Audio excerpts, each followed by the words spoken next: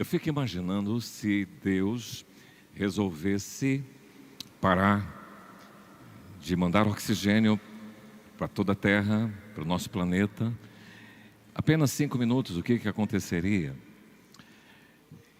Nós temos falado deste lugar que você depende do poder de Deus. Você depende do poder de Deus para viver. Você não consegue viver sem Deus, não tem jeito. Pode ser que você que nos visita nessa noite tenha outras formas de pensar, de crer, mas nós cremos num Deus criador e que sustenta a vida. Você depende do poder de Deus para sobreviver, para ter uma vida com propósitos. Você depende do poder de Deus para ter esperança e para seguir os passos de Jesus. Há uma canção antiga que os meus pais cantavam, dizia assim: sem esse poder, não vai, não vai. Os dias são de trevas e sem poder você cai. Então é importante você ter essa vontade de buscar mais e mais o poder de Deus. É importante perceber que existiram e existem movimentos dentro da igreja evangélica que eu gostaria de destacar alguns. Por exemplo, há alguns anos atrás, a ênfase maior era de que nós precisávamos discipular pessoas, e se você fizesse de cada pessoa um discípulo, nós dentro em curto tempo de espaço, nós teríamos toda uma população da terra convertida a Jesus. E a grande ênfase era isso. Os movimentos que surgiram na história da igreja são bons, mas algumas vezes eles trazem algumas excrescências, algumas coisas ruins e pejorativas. Por exemplo, houve um outro movimento chamado de batalha espiritual, em que as pessoas começaram a perceber um mundo maniqueísta, em que tinha o bem e o mal, e eles eram forças iguais. Então havia sempre uma competição e uma luta, talvez igual àquela que se propaga nos desenhinhos. E na batalha espiritual, as pessoas começaram a ser despertadas na igreja para olhar para o mundo com um óculos espiritual e começaram a ver demônios, ver Satanás em tudo quanto é lugar, vendo mais as coisas ruins do que as coisas positivas, como os anjos, Deus, a presença dele no lugar.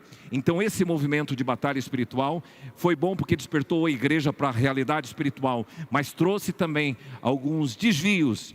Todos os movimentos foram assim. Houve um movimento também que na história da igreja a gente já acompanhou, que é de escatologia. Só se falava que Jesus vai voltar, e as pessoas só ficavam olhando para o céu e começaram a parar de sonhar com algumas coisas do dia a dia da vida do mundo normal. Pois bem, há um outro movimento que trouxe uma preocupação, e esse eu vou lidar com mais detalhes hoje, é a teologia da prosperidade. A teologia da prosperidade, alguns estudiosos dizem que ela vem lá da época da reforma no século XVI, de John Calvino, porque ele dizia assim que do fruto do seu trabalho, você poderia ter as suas riquezas e você viver e desfrutar bem delas.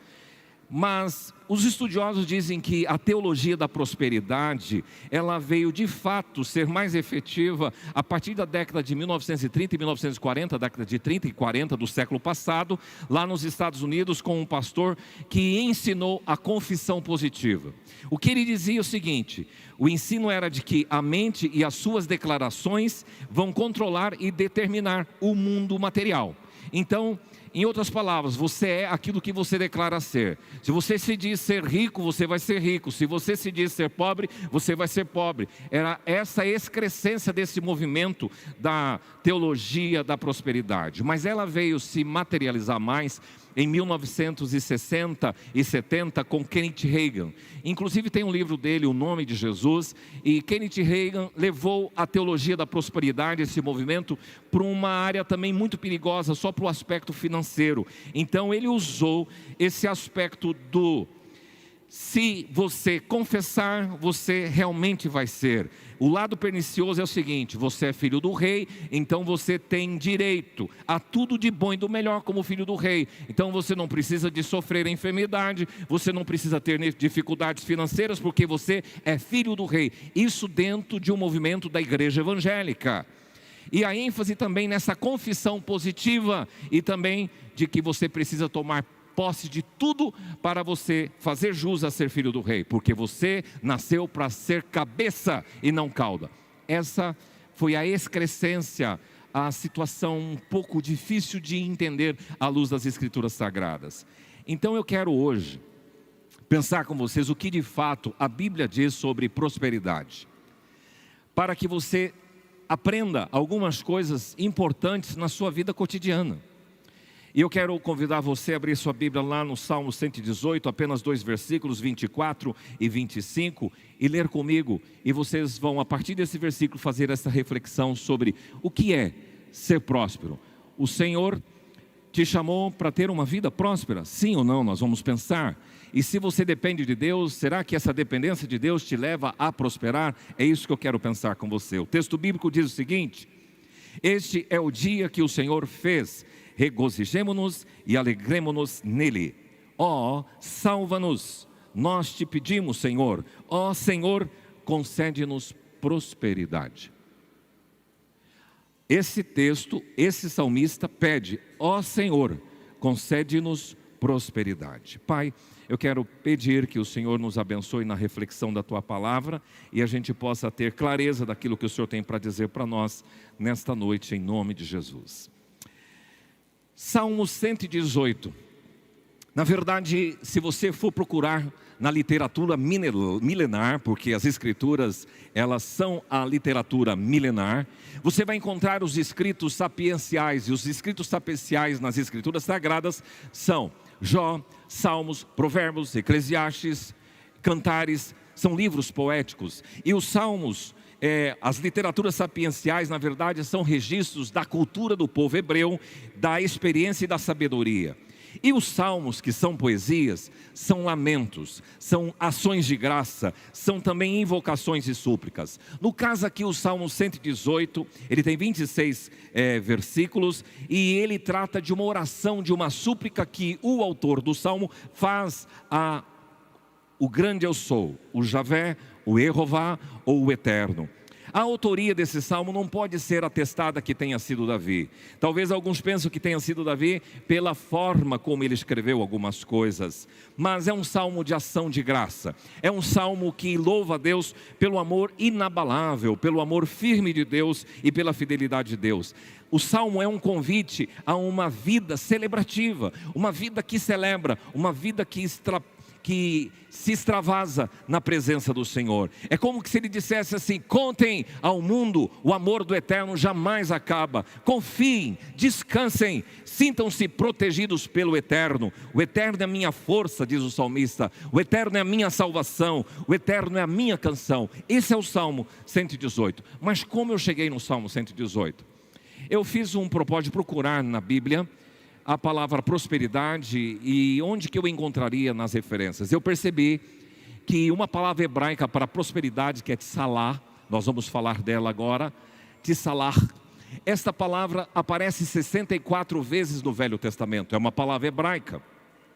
E eu comecei a pesquisar e entender que nas aparições dessa palavra, ela está sempre relacionada com alguns personagens da Bíblia e com algumas situações específicas que eles viveram.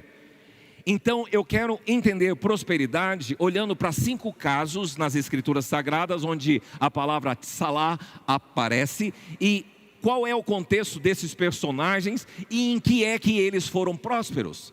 Eu creio que isso vai ser pedagógico, isso vai ser para você importante para a sua prática do dia a dia, porque há muita confusão sobre a questão da prosperidade. Então o nosso tema nesta noite é a dependência do poder de Deus para prosperar. Veja que tsalah é muito mais abrangente do que riqueza material. É a ausência de necessidade qualquer que seja. É ter sucesso, é atingir bons resultados, ter abundância, ser feliz, ter felicidade, satisfação, bem-estar, realização pessoal. Isso inclui não só o aspecto material, monetário, mas inclui o aspecto espiritual, emocional, físico, familiar. Então, se eu disser que você tem uma família bem ajustada, uma família bem organizada, uma família que é próspera. Se eu disser que você tem uma saúde boa, que você tem você tem desenvolvido uma saúde emocional e física boa, eu posso dizer que você é próspero. E é isso que eu quero que vocês amplifiquem a ideia de tsalah, de prosperidade na sua vida. Agora você vai encontrar nas escrituras uma afirmação. Existe um segredo para prosperar. O segredo está na obediência. O segredo está relacionado com o poder abençoador de Deus. que é um sinal, a prosperidade é um sinal da evidente da bênção do Senhor, mas está relacionada com uma vida de obediência e de abdicação, a ponto de que as Escrituras dizerem de uma forma muito aberta que se você não der ouvido à voz do Senhor teu Deus, não cuidando de praticar, de cumprir todos os seus mandamentos, os seus estatutos, não prosperarás no seu caminho.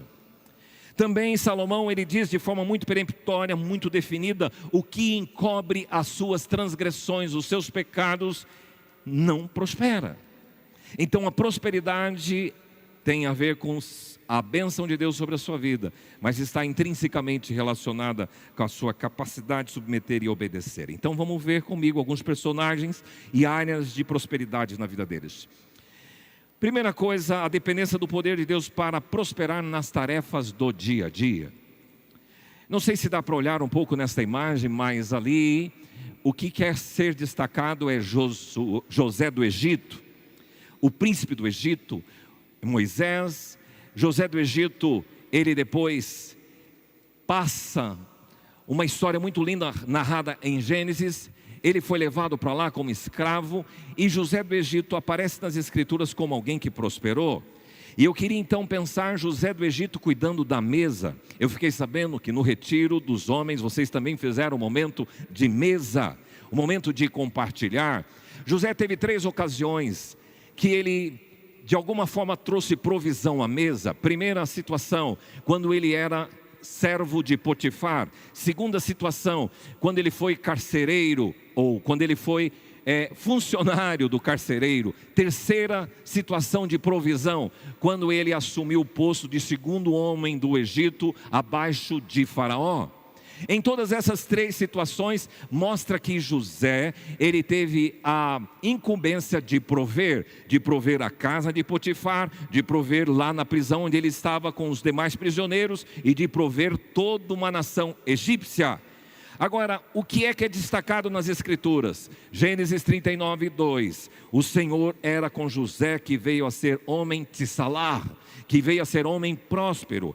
Gênesis 39, 3. Vendo Potifar, o Senhor de José, que o Senhor era com ele, e que tudo que ele fazia, o Senhor prosperava em suas mãos. Então, o que José fazia na sua rotina diária, Deus prosperava. E eu queria levar isso para o lado bem prático da sua vida. Qual é a sua profissão?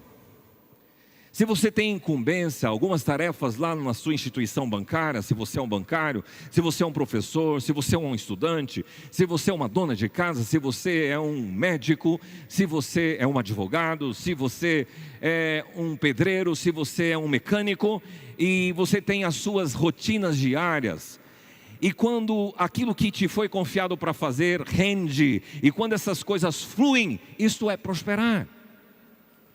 É como se você fosse um plantador também de alface, de verduras, cuidasse de animais, e você desse para seus frangos, para poedeiras, as suas galinhas poedeiras, e você desse ração, e ela então produzisse na sua rotina diariamente os ovos. Isso é prosperar. É naquilo que você faz, naquilo que te foi confiado, na sua rotina diária, no seu dia a dia, nas suas tarefas mais básicas, aquilo que funciona, que vinga, é prosperidade. E veja que isto não é uma percepção só de Moisés, que faz o registro do livro de Gênesis, mas o próprio homem de fora, o Potifar, viu que Deus fazia José prosperar. Eu me recordo que há muito tempo atrás eu tinha uma chacrinha e a minha sogra morava lá, e a gente tinha uma vaquinha chamada Pequena, e ela era Jersey, e a gente dividia. Um dia o leite vai ficar para você, sogra, outro dia vai para nós. Mas ela sempre diz: puxa, mas o dia que vai para você, parece que a vaca produz mais leite. Eu falei: puxa, é uma coisa simples. E olha, é importante que você entenda a diferença entre riqueza e prosperidade. Vamos pensar que você está fazendo a sua declaração de imposto de renda agora, e você fez um levantamento patrimonial, e você tem 100 milhões de reais em patrimônio. Você é rico ou pobre? O que vocês acham? Rico ou pobre? 100 milhões de reais como patrimônio. Rico, ok. Mas você fez, outra pessoa fez a declaração de imposto de renda e viu que o patrimônio dela deu 5 mil reais. É rico ou pobre? 5 mil de patrimônio. Rico ou pobre? Pobre. Pois bem, no ano subsequente, no ano que vem, esse homem rico que tem 100 milhões de reais de seu patrimônio, ele permanece com 100 milhões de reais. Ele é rico? Sim. Prosperou? Não. Agora, esse indivíduo que tinha uma declaração de imposto de renda de 5 mil reais, no ano que vem ele fez a declaração e ele foi para 10 mil reais. Ele continua sendo pobre, mas ele prosperou? Sim. Então há uma diferença entre prosperidade e riqueza. Então eu quero que você desvincule a prosperidade da riqueza. A prosperidade tem a ver com a bênção de Deus naquilo que é cotidiano, nas suas tarefas mais rotineiras. Mas em segundo lugar, a bênção de Deus acontece também em tarefas específicas. E aqui eu quero me reportar a dois personagens bíblicos: Eliezer, que é servo de Abraão e que foi buscar esposa para Isaque, e Neemias, que era o copeiro do rei na Babilônia, que foi incumbido de construir os muros de Jerusalém, que era uma cidade destruída. Interessante que para esses dois personagens, as escrituras vão utilizar a palavra tsalak. Em que sentido? Eliezer recebeu essa incumbência de Abraão, ele tinha que sair da terra de Canaã e ir para a Mesopotâmia, hoje onde é o Iraque, e ele deveria procurar esposa para Isaque, que é filho do seu senhor, lá na parentela da onde ele veio. E ele faz uma oração. Eliezer, quando estava lá já na Mesopotâmia, ele pede para o Senhor: Senhor, que o Senhor me leve a bom termo para que eu possa encontrar essa pessoa certa. E ele faz um plano e apresenta a Deus. Ele diz: se eu chegar lá e estiver na beira de um poço e tiver uma mulher que vai estar servindo água, porque era uma tarefa feminina naquela ocasião, e eu pedir água a ela, e ela me oferecer água, e ela, além de dar água para mim, der para os meus camelos, eu já estou entendendo isso como o Senhor está fazendo prosperar o meu caminho. E ele chegou num poço, encontrou aquela moça, que depois ele passou a conhecer, que é Rebeca, e saiu ao encontro dela e disse: dá-me de beber um pouco da água do teu cântaro, e ficou esperando. Ela foi, lhe deu água, e começou a servir os seus camelos.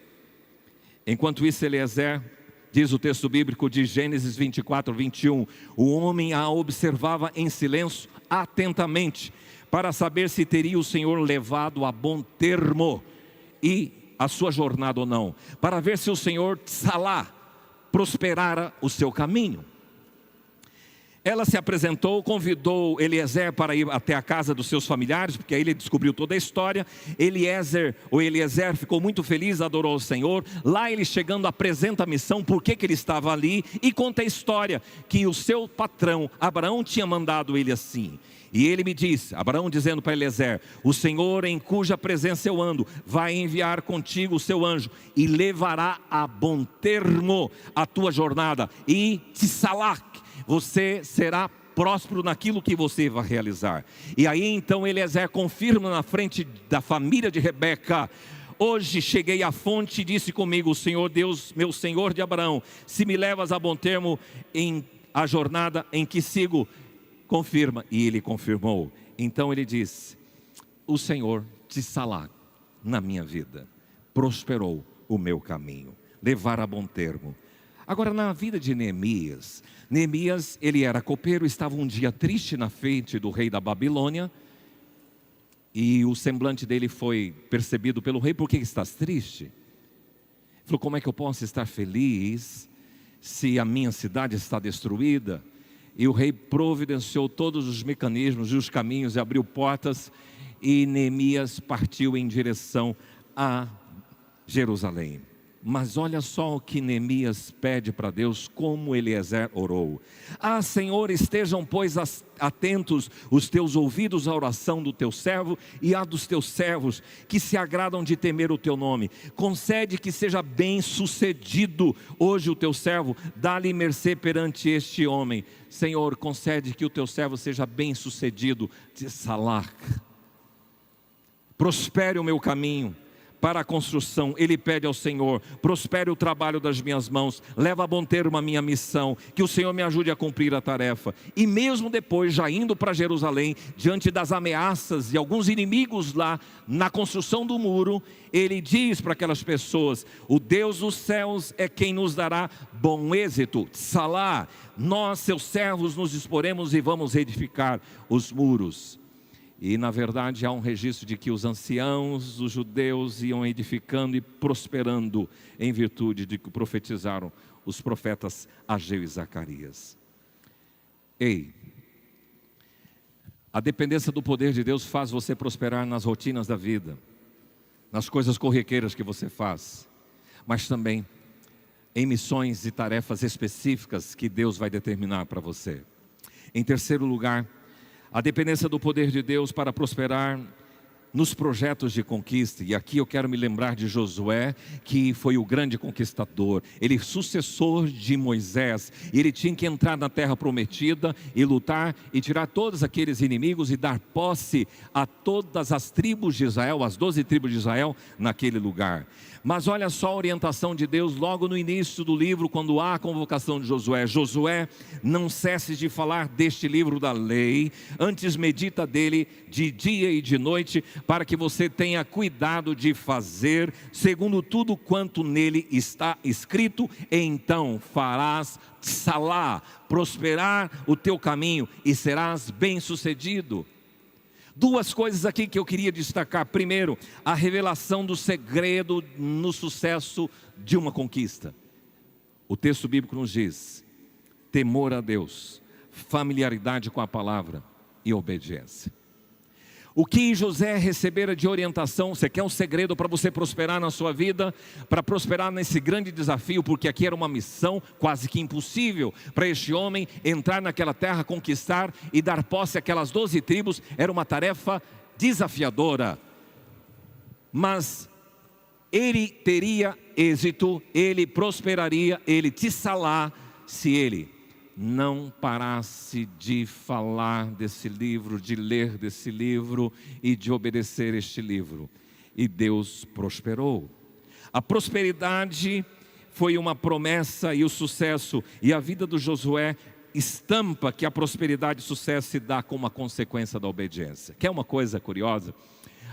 Quando eu estava na minha faixa de idade, entre 8ª série e primeiro colegial da minha época, tinha um caminho que eu queria seguir e a minha mãe não queria esse caminho. Ela disse não, e eu falei, mas mãe, eu quero. E eu tive que me curvar e submeter. E eu percebi que o fato de ter obedecido pontuadamente nessa circunstância, a minha mãe descortinou um horizonte de prosperidade na minha vida. Abriu-se portas profissionais e segui 35 anos de carreira no Banco do Brasil por conta de uma obediência e uma sujeição a uma ordem, a uma orientação, a obediência de alguém que está sobre a sua vida. Então a obediência, ela vai trazer prosperidade para as missões, para os caminhos que Deus tem para a sua vida, e é importante que você não esqueça e você saiba disto. Fará prosperar, salá, você vai cumprir a sua missão, Josué, de conquista. Deus vai dar vitória sobre os teus inimigos, Deus vai te levar a bom termo, você terá jornada feliz. Josué, você vai liderar esse povo e essa missão terá êxito, você será bem sucedido. Deus dá missão específica e especial para os seus filhos, mas Ele também dá ferramentas, condições. Quando a gente fala desses personagens bíblicos, parece que é muito distante, muito abstrato. Mas olha para a sua vida, quais são os desafios que você tem? Eu fico imaginando que em 87, quando vim para Dourados casado com a Neia, uma pessoa orientada por Deus diz, olha, eu vejo na vida de vocês vários cestos com frutos. E a gente não tinha ninguém conhecido nessa cidade. E depois você percebe que numa sujeição, na obediência, Deus mostra o caminho. Então quem prospera é Deus. Você só precisa de uma coisa: submeter a sua vida e obedecer para que Ele prospere todos os seus caminhos. E os desafios, jamais poderíamos imaginar a envergadura da missão e desafio. Então, a dependência do poder de Deus para prosperar. Em primeiro lugar, repita comigo, nas tarefas do dia a dia. Nas tarefas específicas. Nos projetos de conquista. Em quarto lugar, na força interior. Quando criança havia uma canção que eu gostava de cantar. Se o Espírito de Deus se move em mim, eu canto como o rei Davi. Se o Espírito de Deus se move em mim, eu canto como Davi. Depois, se o Espírito de Deus se move em mim, eu luto, eu venço como Davi. Sabe que o tsalá, a dependência do poder de Deus para você ter força interior. E aqui a gente percebe que as dificuldades são tamanhas na vida.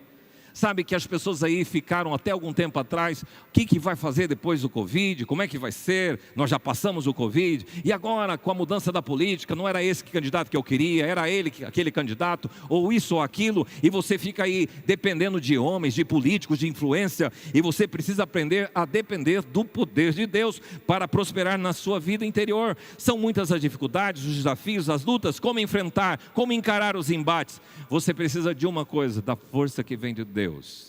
É o que o Salmo 121 diz: eleva os olhos para os montes, de onde me vem o socorro? E a resposta qual é? Vamos dizer juntos? O meu socorro vem do Senhor, que fez os céus e a terra. É isso que você precisa ter consciência. Assim aconteceu com 3 personagens, eu queria falar rapidamente sobre eles: Sansão, Saul e Davi. Esses 3 personagens, estudando a história deles, você vai encontrar a palavra tsalá também. Diz que Saul foi ungido rei pelo profeta Samuel. O povo pediu um rei e Samuel, orientado por Deus, ungiu a Saul. E Saul era muito impetuoso e ele foi ungido rei. E diz o texto bíblico assim, Samuel 10:6, o Espírito do Senhor se apossará de ti e profetizará. A palavra apossar de ti é tsalá. E de fato Saul, ele recebeu essa presença do Espírito Santo e profetizou entre os profetas. Ele recebeu a capacitação interior, o revestimento do Senhor. Mas o outro personagem, Sansão, da mesma forma. Sansão, ele tinha sido consagrado pelos seus pais com um voto na Bíblia chamado de nazireu. O nazireu não podia beber vinho, não podia cortar o cabelo, e tinha todas umas práticas ritualísticas que esse homem consagrado deveria ter. E Sansão foi este homem. Na época, os filisteus eram ameaçadores às fronteiras de Israel, e Sansão foi levantado como um juiz para defender o território de Israel. E é interessante que a mesma palavra é utilizada para Sansão quando diz: o Espírito do Senhor de tal maneira se apossou de Sansão, de Salá. E Davi também. Davi é descrito nas Escrituras como um homem segundo o coração do Senhor. E Samuel também, sucedendo agora o rei Saul, ele unge a Davi e derramou azeite e ungiu no meio dos seus irmãos. E o texto bíblico diz: e daquele dia em diante o Espírito do Senhor se apossou de Salá, de Davi.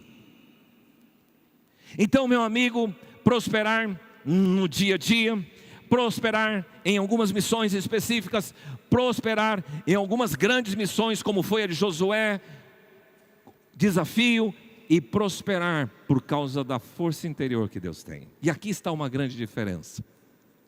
Quando a gente lê Atos 1:8, a gente diz assim: recebereis poder ao descer sobre vós, o quê? O Espírito Santo, e vocês vão ser testemunhas em Jerusalém, Judeia, Samaria e até os confins da terra. A palavra poder é o quê? Dunamis, palavra grega, que vem dinamite, dínamo, coisas propulsoras.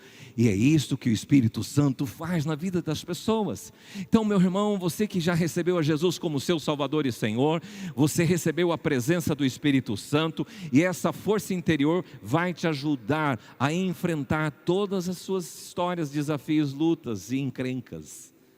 O Espírito Santo, o tsalá de Deus, quando ele se apodera de você, te dá força propulsora, motivação para você encarar a vida. Não dá para conceber uma vida cristã apática, mórbida, lenta, vagarosa, triste, uma pessoa passiva, sem energia, sem vigor, porque a dependência do poder de Deus me leva a ter uma força interior, pois contigo, Senhor, eu salto muralhas. Davi, ele faz um salmo lindo quando ele declara lá no Salmo 18, versículo 31, o que é que ele experimenta dessa posse do poder de Deus na sua força interior. Ele diz assim: pois quem é Deus senão o Senhor? E quem é rochedo senão o nosso Deus? O Deus que me revestiu de força e aperfeiçoou o meu caminho. Ele deu aos meus pés a ligeireza das corças e me firmou nas minhas alturas. Ele adestrou as minhas mãos para o combate, de sorte que os meus braços vergaram um arco de bronze. Também me deste o escudo da tua salvação, a tua direita me susteve e a tua clemência me engrandeceu. Alargaste sobre meus passos o caminho e os meus pés não vacilaram. Persegui os meus inimigos e os alcancei, e só voltei depois de ter dado cabo deles. O que fazia de Davi ser esse cara? A força interior, o tsalá. Isso é prosperar. Você quer prosperar? Você precisa da força propulsora do Espírito Santo na sua vida. E em último lugar, a dependência do poder de Deus para prosperar na capacidade de empreender. Para seus filhos, os filhos do Senhor em posição de autoridade, em funções de governo, e aqui é específico, eu quero mencionar 3 reis: Salomão, Uzias e Ezequias. Deus deu capacidade para eles para prosperar nos empreendimentos. Tsalá. A propósito, o caráter empreendedor de Deus é manifesto logo no primeiro livro da Bíblia. Não é o amor de Deus que aparece nas primeiras páginas da Bíblia. Não é a graça de Deus que aparece nas primeiras páginas da Bíblia. O que aparece nas primeiras páginas da Bíblia é um Deus empreendedor. No princípio criou, bará, empreendeu, Deus criou. O rei Salomão prosperando na edificação do templo. Ele sucedeu ao trono de Davi, ele é conhecido pela sua sabedoria. E você vê no registro bíblico a oração, preste atenção aqui, pais, por favor. Davi o rei, agora vai ser sucedido por Salomão, e Davi faz uma oração a Deus por Salomão. Olha a oração dele, primeiro livro de Crônicas 22, 11. Agora pois, meu filho, o Senhor seja contigo, a fim de que tsalá, a fim de que você prospere, e edifiques a casa do Senhor teu Deus, como ele disse a teu respeito. Pais, vocês são chamados a abençoar os seus filhos com prosperidade. Eu e Neia sempre oramos pelo nosso filho para que ele sobrepuje aquilo que nós temos, que ele tenha muito mais. Que o Senhor salá a sua vida, que o Senhor prospere os seus projetos profissionais, que o Senhor prospere a sua descendência. E não é riqueza, prosperidade, como mencionei para vocês, em várias dimensões: emocional, saúde, física. Prospere nos projetos, nas realizações, na performance profissional, na forma de você agir. Tsalá. E diz o texto registrando: Salomão assentou-se no trono do Senhor, rei, em lugar de Davi seu pai, e tsalá, e prosperou, e todo Israel lhe obedecia. Na vida do rei Uzias, um dos reis de Israel, ele tinha 16 anos quando começou a reinar, segundo Crônicas 26, 3. Diz que ele fez o que era reto ao Senhor e Deus o fez prosperar. E olha só as formas e áreas onde Uzias prosperou. Saiu e guerreou contra os filisteus, contra os arábios, contra os meunitas e venceu. Edificou Uzias torres em Jerusalém, edificou torres no deserto e cavou muitas cisternas, muito poço para um lugar árido. Era a fartura e prosperou, porque ele tinha muito gado, tinha lavradores, tinha vinhateiros. E diz o texto bíblico que ele era amigo da agricultura. Também Uzias tinha um exército de homens destros na arma. E preparou Uzias para o seu exército escudos, lanças, capacetes, couraças, arcos, fundas para tirar pedras. Fabricou em Jerusalém máquinas de invenção de homens peritos, destinados para as torres e cantos das muralhas, para atirarem flechas e grandes pedras. Divulgou-se a fama de Uzias até muito longe, porque foi maravilhosamente ajudado até que se tornou forte. Salá, prosperou na criatividade, prosperou nas realizações, nas invenções, nos projetos. É isso que Deus está dizendo. Mas por último, Ezequias recebeu a visita de um profeta. Nem sempre a visita de um profeta na vida de uma pessoa é boa. Isaías chegou para o rei Ezequias e diz assim: põe em ordem a tua casa, porque amanhã você vai morrer. E diz o texto bíblico que Ezequias chorou muito. E ele clamou ao Senhor, e Deus agiu com misericórdia e deu mais 15 anos de vida para Ezequias. E é interessante que agora você vai perceber um Ezequias cheio da força interior. O texto bíblico diz em 2 Crônicas 31:20: assim fez Ezequias o que era bom, reto e verdadeiro perante o Senhor, em toda a boa obra que começou no serviço da casa de Deus, na lei e nos mandamentos, e prosperou. Itzalaque restaurou o muro quebrado, ergueu as torres, levantou outro muro e pôs oficiais de guerra sobre o povo, reuniu-se na praça, na porta da cidade. Ele teve riquezas, glória em grande abundância, proveu tesouraria cheia de prata, ouro. Ele fez tesouraria para prata, para ouro, para pedras preciosas, para especiarias, escudos de toda sorte e objetos desejáveis. Ele prosperou, proveu-se de armazéns para a colheita do cereal, do vinho e do azeite, estrebarias para toda espécie de animais e redis para os rebanhos. Edificou cidades, possuiu ovelhas, vacas. Deus lhe tinha dado muita numerosa possessão. Salac. Globo Rural de hoje de manhã.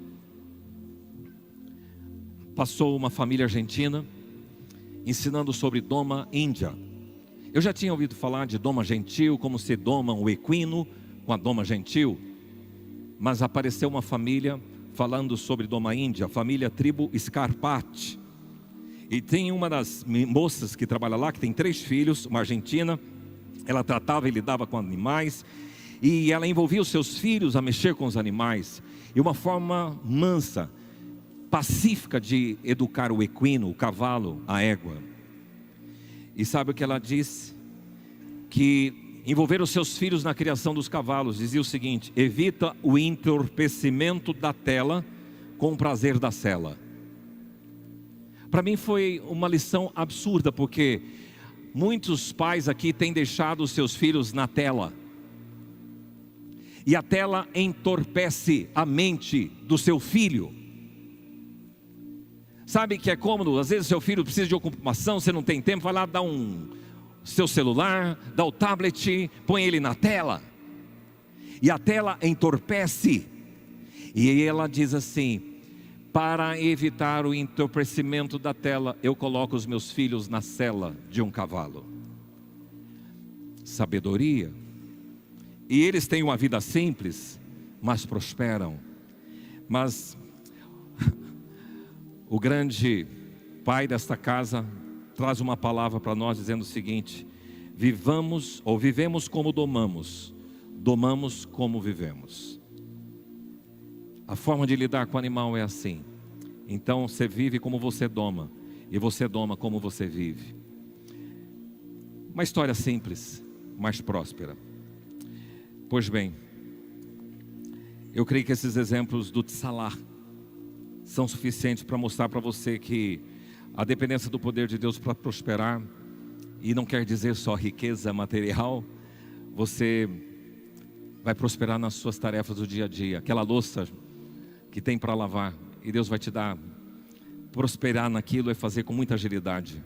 Você tem que fazer almoço, chegou visita em casa, você tem que fazer rapidamente. Deus vai fazer prosperar, vai desembaraçar. Você está lá no seu carro, deu um problema no seu maquinário, você tem que estar enroscado aquele trem lá. Deus vai fazer você prosperar e as coisas vão se encaixar. Você tem que amanhã preparar uma aula que você vai ministrar lá na sua universidade. Deus vai fazer você prosperar. Então Ele prospera nas tarefas corriqueiras do dia a dia, mas também em algumas missões específicas, nos projetos de conquista desafiadores, e também dando prosperidade na sua força interior. Se o Espírito de Deus se move em mim, eu canto como o rei Davi. E na capacidade de empreender invenções. Esse dia eu visitei uma casa de um dos irmãos da igreja e vi um rapaz com uma capacidade incrível de mexer com a parte de informática e fazendo coisas em 3D. Eu nunca tinha visto uma impressora em 3D. E na casa dele ele faz carros, ele projeta. Um moço que está aqui hoje à noite, eu vi ele conosco. O que é isto? Deus prosperar. Será que está certa a oração então desse homem? Oh Deus, faze-nos prosperar. Está certo. Peça isso para o Senhor, para a sua vida. Quero colocar-se em pé, por favor. E eu quero chamar os pastores, os presbíteros aqui à frente comigo, como fizemos de manhã. O próprio Salmo depois ele vai falar: a vós outros da casa do Senhor nós vos abençoamos. E nós queremos ter esse tempo para declarar a bênção araônica. A bênção araônica diz o seguinte: que o Senhor te abençoe e te guarde, que o Senhor faça resplandecer o seu rosto sobre ti e tenha misericórdia de ti, que o Senhor sobre ti levante o seu rosto e te dê a paz. Eu queria que vocês viessem com as esposas, se as esposas estiverem aí, pastores, presbíteros, nós vamos declarar isso. E se você está em família, fica perto um do outro. É o momento de você abençoar, para que você prospere, pedindo a Deus. E a prosperidade, lembre, não é riqueza material, é muito mais que isso, é uma vida abundante, é uma vida plena. E eu gostaria que nós, cantando esta canção, declarássemos isso para todas as pessoas que estão ao nosso lado. E a liderança estará aqui ministrando a vocês. Que a bênção do Senhor seja sobre a sua vida, sua saída, sua entrada, e que a gente possa experimentar de Deus isso. Vamos lá?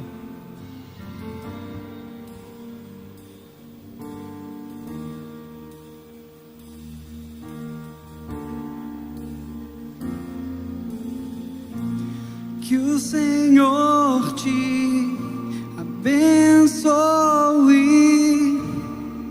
e faça brilhar seu rosto em ti, que conceda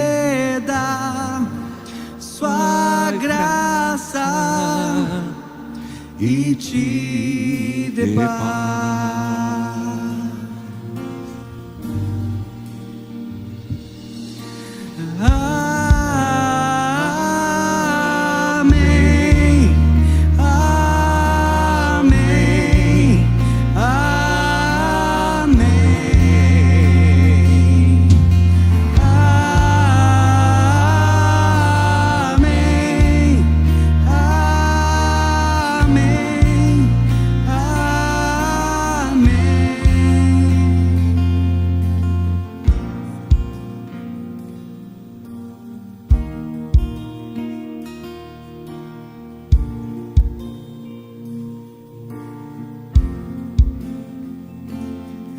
Que a bênção se derrame até 1000 gerações, tua família e teus filhos e os filhos dos teus filhos. Que a bênção se derrame até 1000 gerações, tua família e teus filhos e os filhos dos teus filhos. Sua presença te acompanhe por detrás, por diante, do teu lado e em ti. É contigo, é por ti, e de dia e de noite, tua entrada e saída, em teu riso, em teu choro. É contigo, é por ti, é contigo, é por ti, é contigo, é por ti, é contigo, é por ti, é contigo, é por ti. Amém, amém,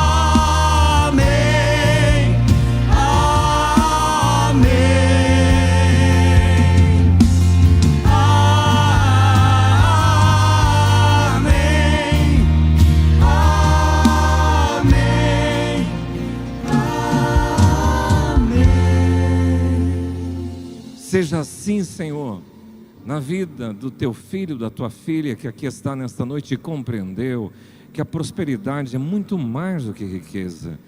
Que haja prosperidade na nossa casa, na casa do teu filho, na descendência deles, nos projetos, nos sonhos, no cotidiano, na realização, nas missões, no empreendedorismo. Pai, abre a chave na vida deste homem, desta mulher. Que seja assim próspero o caminho. Que o Senhor te abençoe e te guarde. Que o Senhor faça resplandecer o seu rosto sobre ti e tenha misericórdia de ti. Que o Senhor sobre ti levante o seu rosto e te dê a paz. Amém. Você pode se sentar. Obrigado.